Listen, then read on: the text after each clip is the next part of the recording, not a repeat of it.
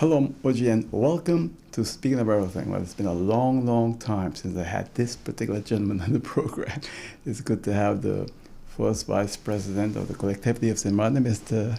Alain Richardson. You're also CEO of Saint-Simon, right? Absolutely. Thank you so very much for having me, and let me salute all of the listeners, the viewers. It's a pleasure. It's a fact that it's been a little while I haven't been back with you. It's been a long time, right? Something like over 10 years that the last time I had you on the show. Maybe a bit less. Yeah. I think the last time you were still up Madame Estate. Right, yeah. I don't know how long now you've we moved. have about three years. Yeah. Okay, maybe about 5 or so. Time go real fast. Absolutely. It's amazing. But you're still you look the same, man. Trying to keep young. Yeah. So you've been in politics for how long, Mr. Richardson? Wow. As elected in 2007 was the first, but involved in politics from very young, I would say, through many organizations, the youth organization, SMICO, and so on. So I've been around. So you've been in the struggle with the president. Absolutely, we go back very far. Even though our roads had departed a bit after. In 2012, I was elected president of the Collectivity of St. Martin.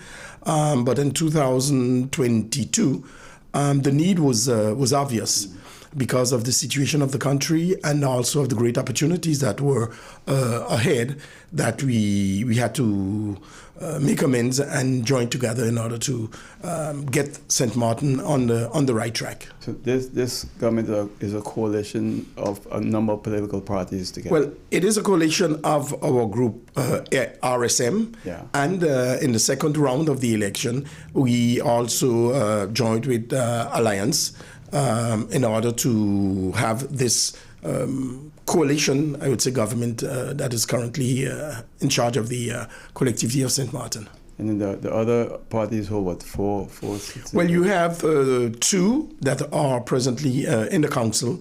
You have Mr. Gibbs' party and also Mr. Charville party, even though there's a member who is now more an independent person who moved from Mr. Gibbs.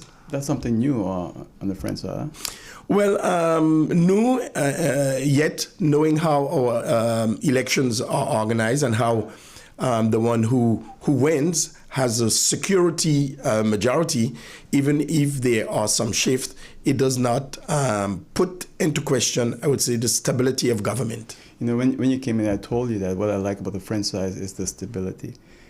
The Dutch side is completely different. You know, we can have governments every year, every 6 months, and so forth. Well, the challenge is that our territories, whether it is Country St. Martin or the Collectivity of St. Martin, the challenge is that our head demands a minimum of stability. And yes, our system guarantees that because the world isn't waiting on us to get our act together. The financial situation of the world isn't waiting on us either. So stability is an important factor in terms of being able to tackle the real issues that our country and our people are faced with. So as our first vice president, you're now acting as president and the president of Ireland, right? Absolutely. The president, President Musson, is currently in Paris. So I am the acting president right now. And you're CEO of Saint-Simon. Yes. Saint-Simon is a company that now we've celebrated this year 40 years. Time go fast. Yeah, wow. Absolutely, 40 years. And Saint-Simon is present in 4 territories. Of course, St. Martin, where Saint-Simon was established, and where the Collectivity of St. Martin owns majority share. At the time that happened, the collectivity had the majority shares? It remains. As we speak, the collectivity still owns majority share Even from in inception? From inception, Okay. Absolutely. It's an idea that was born in St. Martin and developed in St. Martin. In those years, there were a certain amount of local investors, private investors, who were also part of the capital. And as time went by, you then had some sales. You had the region of Guadeloupe that came in. You have also what's called the Banque des Territoires, the Caisse des Dépôts et Consignations, which is a kind of part of the central bank of France that also also a shareholder. You have this other bank, Caisse d'Épargne, Caisse d'Épargne, that is a shareholder. You have one last private investor currently in the company, and then you also have the commune of Bastia, that is in the capital of the company. But we are present in Saint Martin, Guadeloupe, Guyana, and Martinique. And over the years, our activity has been diversified, where from town planning, technical assistance to governments and even to private entity, we have branched out into housing, social housing, and even private housing. And that represents the very large part of our activity. Today, Samsamar owns in the 4 territory close to 14,000 houses or apartments that we rent to various persons. And in this housing situation, you have social housing, and you also have private housing that are not governed by the national law in terms of social housing. So we have a wide scope of houses and properties, commercial properties as well, within our 4 territories. You know, people say nothing good comes out of St. Martin. I think St. Martin is a great story about St. Martin. Definitely. And you know what's and this year, 2025, is a really, I consider to be a year of the extra leap of Saint-Samar. Saint-Samar has become, at a certain time, one of the largest SEM within the overseas territory, where it's even La Réunion and so on. Saint-Samar this year, and this has been one of the important projects that I've wanted to see come through. This year, we've been certified ISO 371 in terms of the first SEM, public-private entity, in the entire French nation, in the entire overseas territory, to be certified for having a management system that combats corruption. We have been certified by the international standard ISO 371. And that is a great achievement because over the years, yes, and you know, generally in France and some of the French overseas departments, when you look at Saint Martin, they always have this concept that Saint Martin is corrupted, and nothing good comes out of Saint Martin. And this has been an important, I would say, venture, an important achievement for Saint-Samar. Also, the fact that Saint-Samar had become, over the years, an entity that today we can consider as part of the collectivity's territorial diplomacy. It is a company, but we have an impact. We draw great respect within the French overseas territory because of what Saint-Samar has become. And we have today the collectivité of Guyana that wants to become a shareholder as well, because we are, I think, the 3rd largest housing entity in French Guyana. And also in French Guyana, we are one of the first, if not the first, entity that purchases large parts of land that we develop. We put in roads and so on, and we resell to some of the largest housing entities of France. So we are a leading company and a leading entity where housing, where urban development is concerned. And the important aspect that our government wanted to implement is the fact that, yes, over the years, there haven't been that large amount of project on St. Martin because investment had dropped tremendously over the years. But today, St. Martin is one of the most dynamic, the collectivity of St. Martin, the most dynamic territory within the French overseas regions and departments, in terms of the amount of investment, in terms also of the confidence of private investment and investors. So today, the decision has been taken, and these are the policies we're implementing in, I would say, bringing back home part of the assets of Saint-Samar so that greater investment can be done in St. Martin. I need to ask you this, in case you've just joined us, you're watching or you're listening to Speaking of Everything on Hot 99.9 FM radio, Facebook, and YouTube. My guest is the first Vice President of the Collectivity of St. Martin, Mr. Alain Richardson. He's also CEO of Saint-Samar. When you look at Saint-Samar, I want to go back to the inception, actually. It's very important. Here you have this company that was formed in St. Martin. You said by many local and commune investors, right? And that time when it started, 40 years ago, what was the reason why? Who came up with that? Well, I would say the person, the technician, the engineer that was behind of this was Mr. Jean-Paul Fischer. But the political will was that of Mr. Louis Constant Fleming and Mayor Albert Fleming in those days. Because what was the reality for a commune or any entity to be able to make great investment, to carry out a certain amount of policies, you need to have all of the engineer and I would say the backup in terms of technical assistance. The commune in those days did not have that. Having the commune employ that vast amount of person did not make sense.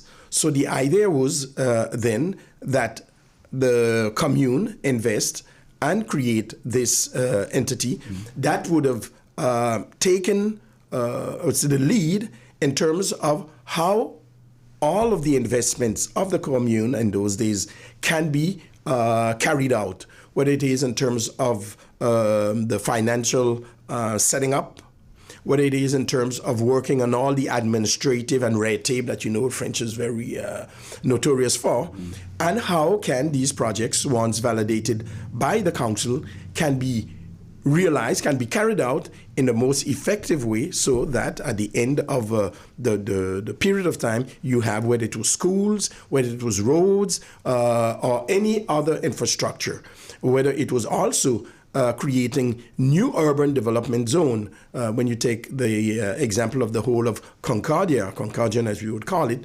Spring, and many other areas, these were areas that were not developed, but you had to have engineers in order to develop the entire project, put in all of the public infrastructures, roads, sewage, water, electricity, and so on, and also make sure that in terms of the development, what can be sold to the private is sold, what has to be reserved for public infrastructure be reserved, whether it's for school and later on for the hospital and so on. So this has been one of the most important tools that was instituted 40 years ago, and that permitted the commune of St. Martin to really have a leap in terms of its development, the development of its infrastructures.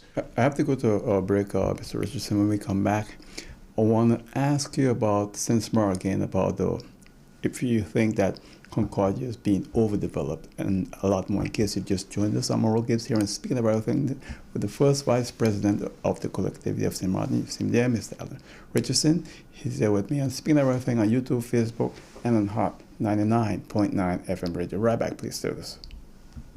We are vibrant, expressive, warm, and diverse. Together, we conquer, and now we expand into new horizons, giving you more of the best. Introducing our new Bankomatico Plus with wider acceptance, purchase protection, and enhanced security. Whether you're online, traveling, or in paradise, experience more with Windward Island Bank. Bankomatico Plus, more of the best. My guest on Speaking of Everything is the first Vice President of the Collectivity of St. Martin, Mr. Alain Richardson. He's also the CEO of Saint-Samar, and this is a great organization. I'm happy to speak about it because we have a history on this island that a lot of people sometimes look down on us as we can't do anything good. And you have Saint-Samar. is a pride of the French Republic. Definitely. Yeah. It's a pride, and it's also a tool that have permitted the development of Saint Martin, Guadeloupe, Martinique, and French Guiana. Without such an asset, many of the major projects that were carried out would not have been possible. I love Concordia. The reason why I tell people all the time, if I was living in Concordia, I wouldn't have to drive my car in the Marigot. The setting, how it's developed, it's beautiful. But I remember, 35 years ago when I first went there to do a video of the spring. Yeah. There was nothing there. Now, to me, it looks really overdeveloped. From your point of view, is that accurate, or there's more development that takes place? Well, I would say fortunately or unfortunately, there are some other developments. Mm-hmm. And it's a fact that you, when you mentioned the impression of being overdeveloped, because in terms of the road network, the whole Concordia Spring area is being served by, let's say, two main roads. The Concordia Road, right, and then you have the other road just in the back of the ball field going up to all of the schools and the prefecture and so on. And when you take the amount of persons living in that area, it is today a kind of we call it in French a goulot d'étranglement. You have too large of a pressure on the road network. Some of the main schools, or if not 80% of the schools of the Marigot area are in Concordia. So when it's time for school, morning, or school letting out in the afternoon, the hospital is also inside of that same area. The new clinic, Waterkey, is in that same area. The prefecture is in that area. The collège, the lycée are all in that area. Where I would definitely consider that we missed out is in terms of making sure we have the infrastructure to deal with the volume of traffic going in and out of Concordia. And there's a large part of property that Simsama owns, and that is to be developed in the years to come. So today, the work is to see how we can alleviate part of the burden. And right now, at the level of the collectivity, and once the bids are out, for sure Simsama would be answering to the bid, would be concerning how do we create roundabouts to be able to cater for that traffic. One of the ideas as well, and this is just an idea at this stage, to be able to move from Concordia to Marigot, to Grand Cross, to French Quarter, to Colbay, to Phillipsburg, you must come back into the heart of Marigot. In 2012, when I was president of the collectivity, one of the projects that we brought forward was the Marigot Hill Road, right, where you would move from Concordia, climb up Marigot Hill, and then you would come down into St. Peter's. But I can recall in those years, discussing with the government over here, the fact that St. Peter's, Sanders is also faced with that same traffic issue early in the morning.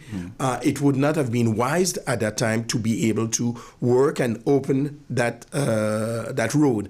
So it is important for us, both sides of the island, to work and see how we can facilitate the traffic, either through that road, but then, of course, this side would have to deal with the whole traffic coming out of St. Peter's. There's even, I'll make mention of it because there's a study that was made, and I asked the company to even go a bit further in terms of today we would not be able, the island of St. Martin, to buy our way out in terms of mobility by having more cars. Let's face it, we've reached to a stage where we need to think out of the box. And one of the ideas, now it's just an idea, is to implement those, let me see, how do you call them in English? But where you would have those cars, like what you... Overpass, like? No, not overpass. You have it there, St. Peter's, a tourist take it. When you move from the hill and you come down. Okay. I see what you're talking about. The cable cars. Cable cars, yeah, okay. Yeah. That's one of the solutions that can be considered between spring, taking you to French Quarter, and eventually to Grand Cause. Well, that would be beautiful. Then. Well, wow. It will be environmentally friendly. Yeah. It would also prevent this burden that is on persons today because of the absence of a real structured bus and mobility system. And we are working, I believe, by the end of the next year, 2026, the collectivity of St. Martin should implement its mobility plan that would deal whether it's with cars, with bus, and how that has to be organized. But that option is an option that is on the table in order to alleviate that burden that we have coming out of Concordia. That would be beautiful, man. Even the tourists will love that. It has the ability of solving a large part of the congestion, traffic congestion for our people, but it also has this touristic approach by being able to surf over the beauty of the hills and the forests and so on, yet being able to come down, whether it's in Grand Cause or in French Quarter. So those are some of the project, and for sure Samsama will be one of the key player in terms of these solutions for the island. You recently broke ground for a new project here on the French side. Absolutely. It has been one of our policy on which we were implemented.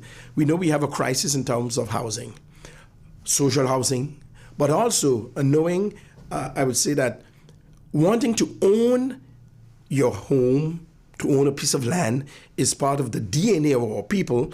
The collectivity have implemented its plan, housing plan for the next 6 years. And basically, it is about 1,800 new homes that has to be either built or refurbished and put back on the market within the next 6 years.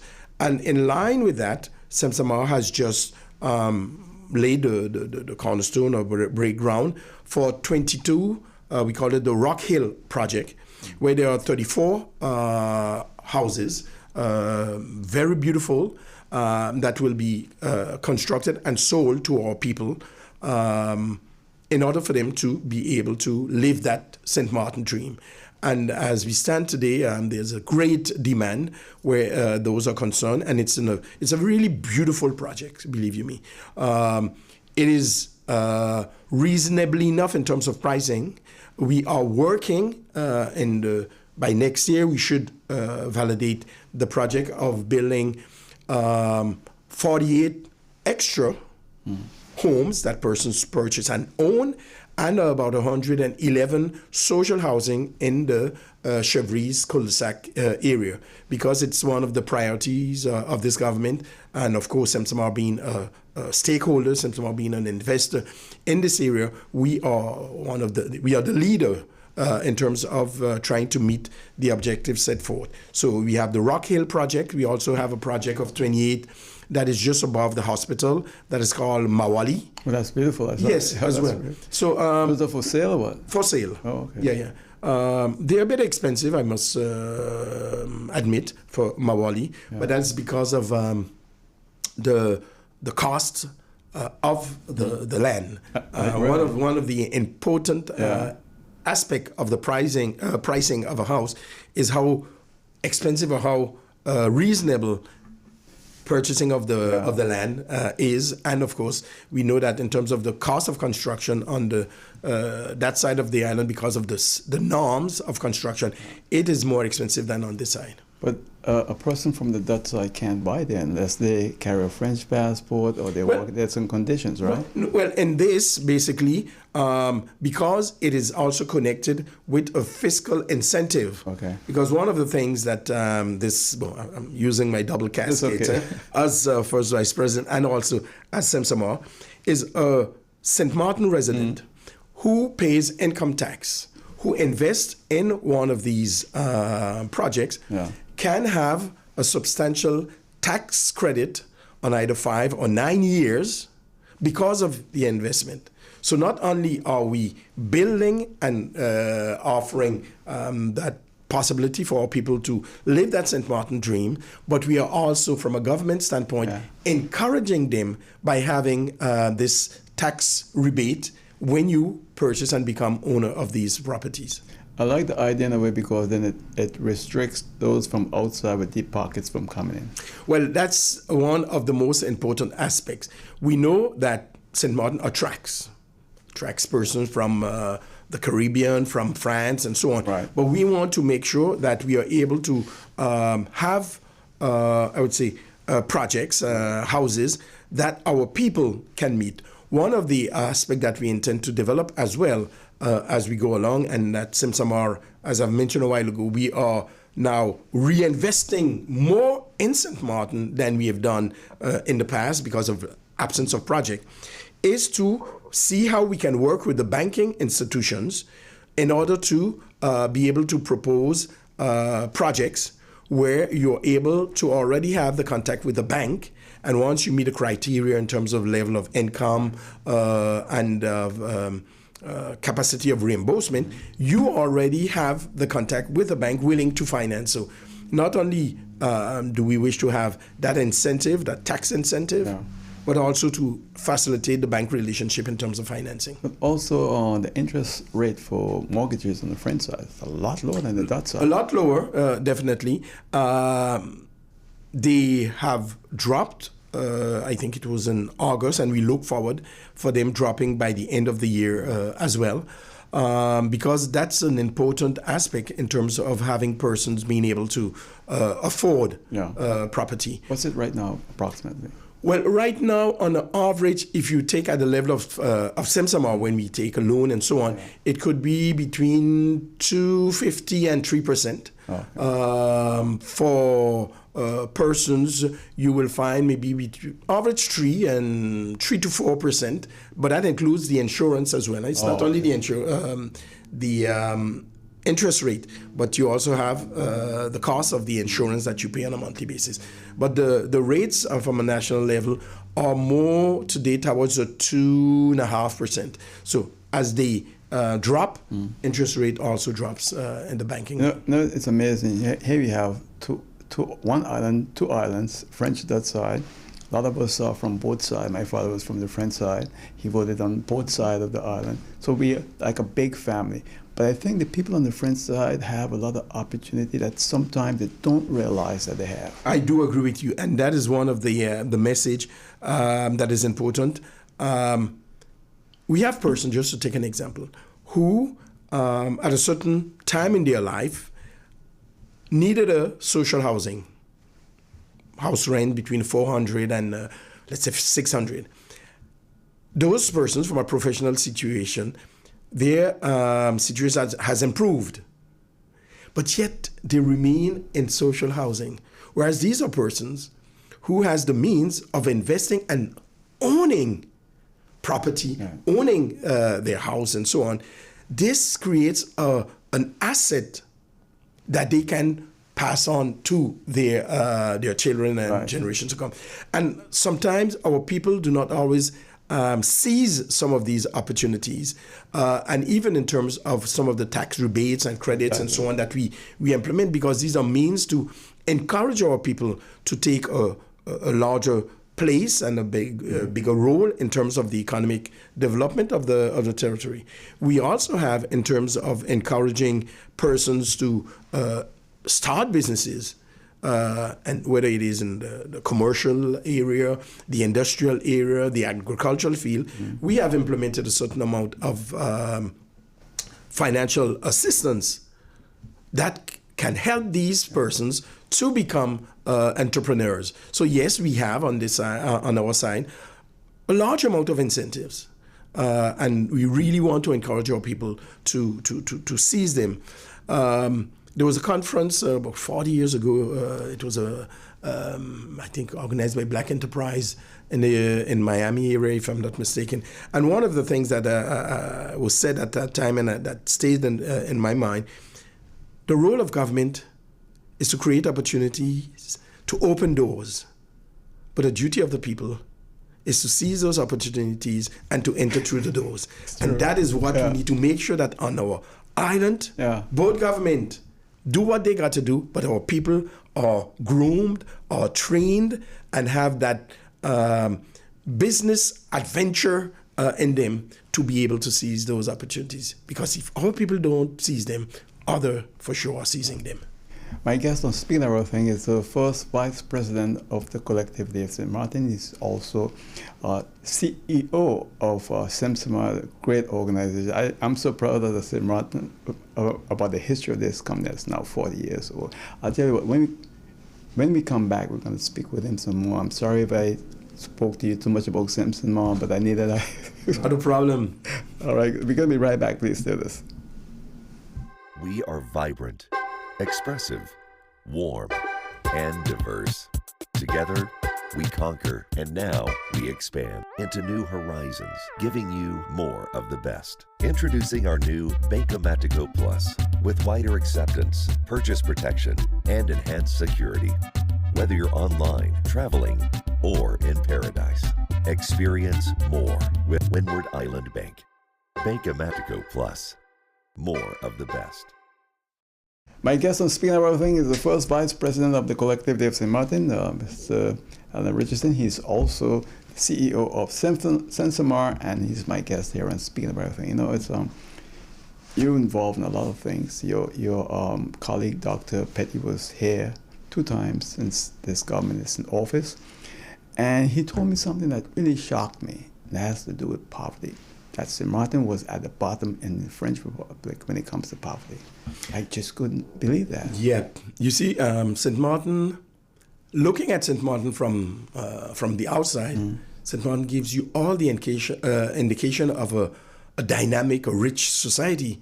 But when you look at the amount of persons today who are collecting what is called the RSA, when you look at the level of the unemployment rate and the amount of persons where the unemployment rate is concerned, that neither have diploma, are not looking for a job, are not trained. We have I would call it a stock, unfortunately, of average 2,400, and I know exactly the figure, 2,472 young persons that have been unemployed for the last maybe 5 years. We have, also in terms of person touching what is called the RSA, it's just, I think, under about 2,000. Okay? So it tells you that we have, yes, gives the indication of a most dynamic and rich society, but we also have a very high level of our population that are under the scope, I would say, of poverty. We also have, in terms of housing, a very serious problem, because if I take the amount of requests for housing that we have in our file, we have no less than 3,000, 3,500 demands. That's similar to the Dutch side.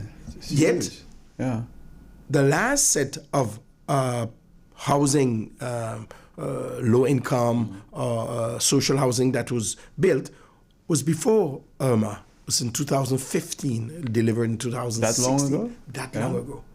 So there again, this has a serious impact in terms of the level of difficulties and poverty. You have situations where in one household, you would have maybe 3 generations. The grandparents, the parents, and the kids are all, I'm going to use it between brackets, shacking up together because of no other option. So that is one also of the aspect that we are fighting very seriously against, in terms of creating opportunities where jobs are concerned, where public and private investment is concerned. One of the sectors on which we pay great attention is, of course, the tourism, hospitality sector. Some years ago, on the northern side of the island, we had about 4,000, 4,005 hotel rooms. Right now, we are down to maybe 1,002, 1,003. Yet, we are a tourism destination.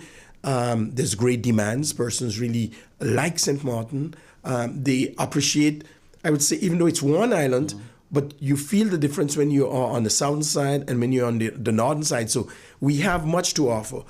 So we are working in terms of developing the hospitality sector. Well, very advanced projects are being studied right now that we hope that in the next 3 years average to increase substantially the amount of hotel rooms.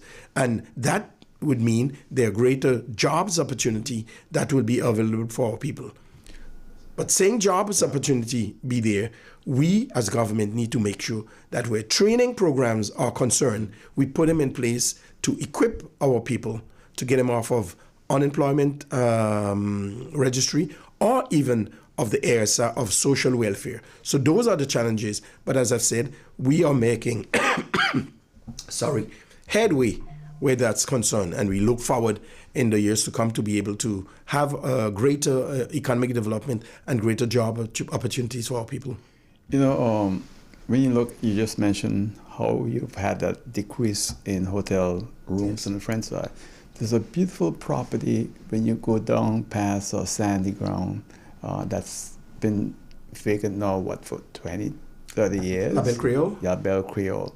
What's happening? That's beautiful. It's a prime property. Mm-hmm. After Irma, with the level that the water rose and so on, the French government, who's still in charge of environment, they have adjusted what is called the PPRN. It's the protection plan to secure housing and so on.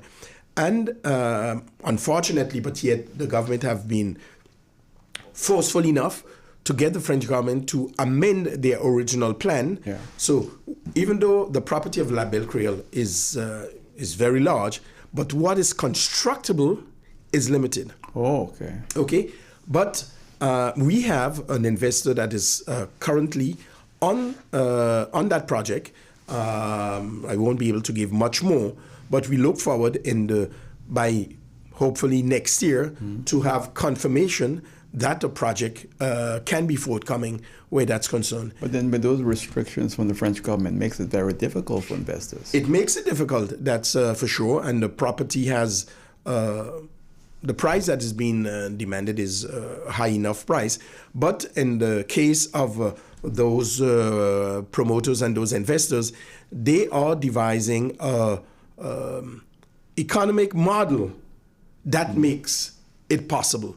And there's where, as well, the government of St. Martin is committed in doing some of the urban planning adjustment to be able to accommodate the kind of project that would be feasible, but taking into account the restraints of the PPRN, understanding well the need to create a stronger hospitality sector, greater job opportunities for our people.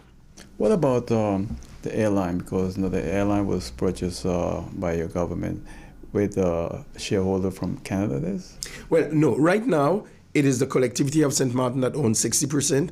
There's the group EDIS or CPIM that owns 40%. They're Canadian or French? No, they are French. So the Canadians were never involved? They came out, but they sold the group. Yeah. So it's not directly their share in Air-Antilles. It is a group CPIM that has been the investor at the incept of this company.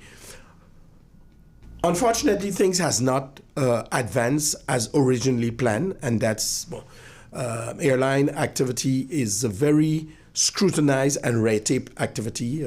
Things took much longer to be able to get the license and so on. And I must be honest with this. Sorry. Yes, okay. I think what happened to when you look at the airline, you can go when you look at the airlines in the world, it's a very challenging business.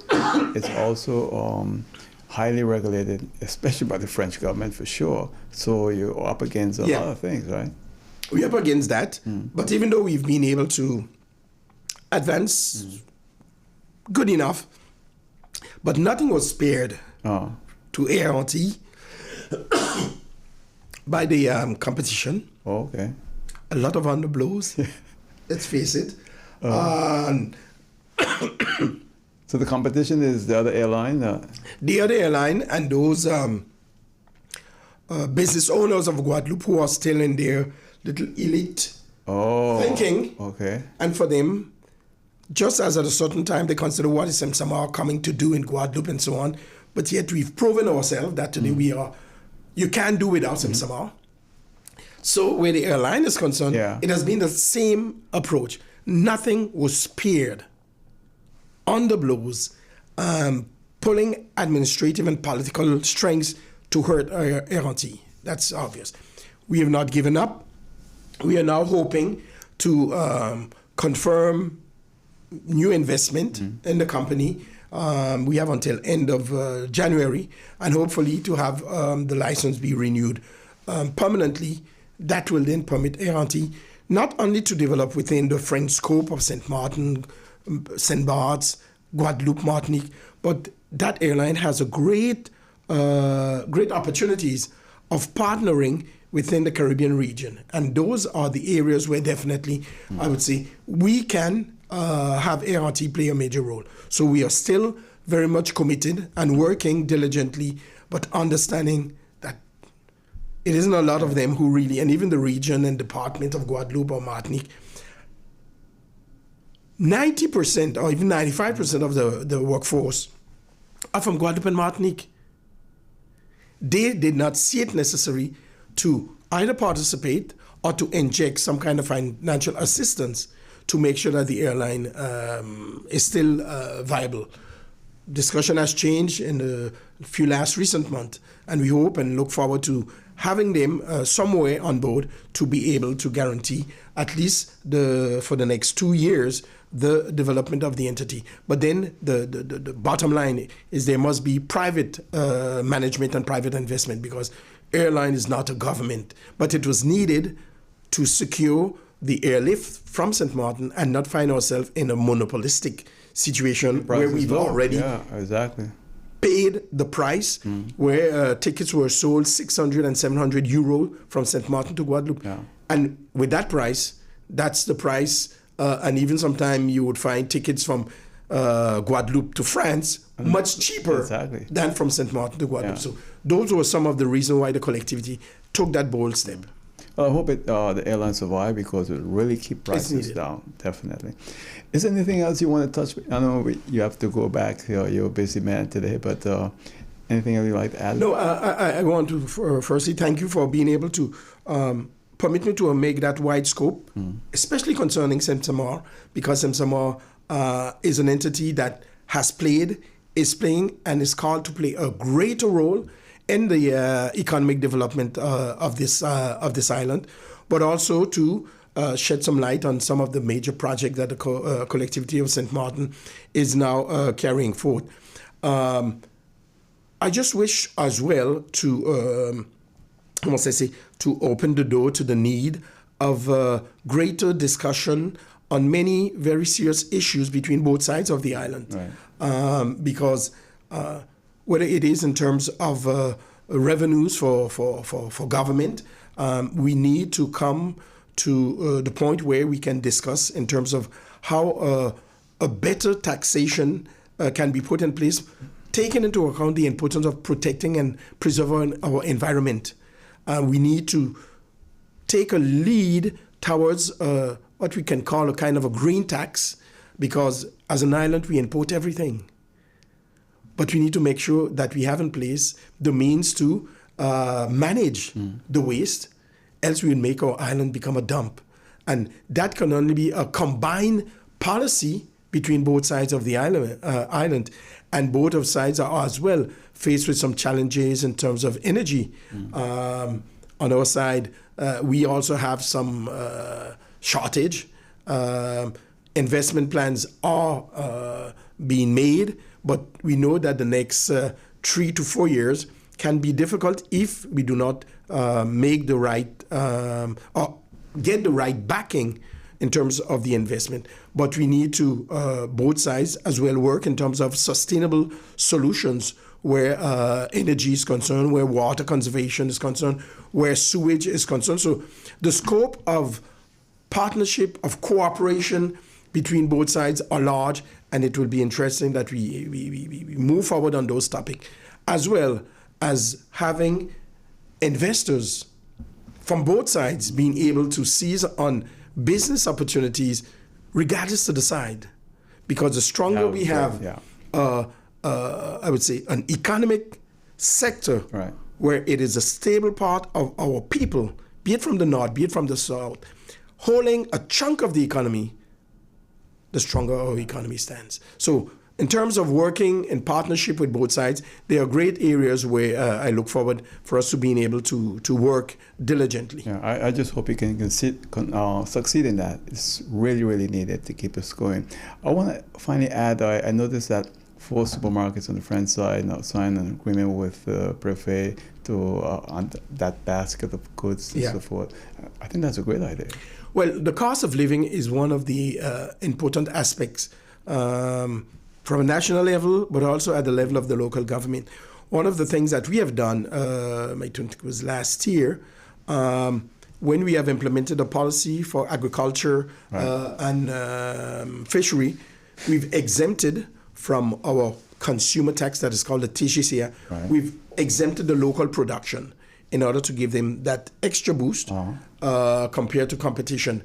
But when we realize that there's some price gouging and sometimes the quality of the goods are not guaranteed, it is important for the governments to look into this subject.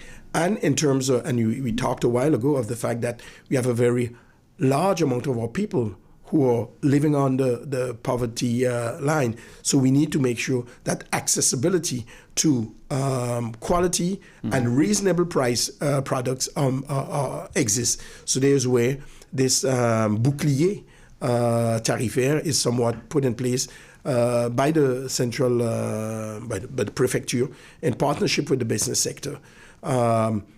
We also have created, and I forgot to mention this, our Territorial Institute of Statistics and Economic Studies, because the National Institute did not meet the needs of our territory.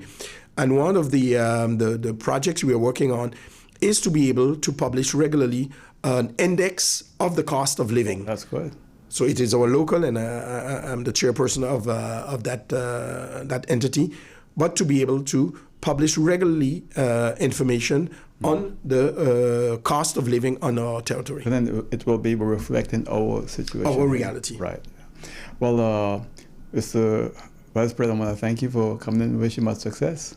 Thank you so very much. It's a pleasure being here. All right, that's the first Vice President of the Collectivity of St. Martin, Mr. Alain Richardson. He's also CEO of Samsara, and I'll see you next time here on Speaking About Everything on YouTube, Facebook, and on Hot 99.9 FM radio. Take care, bye.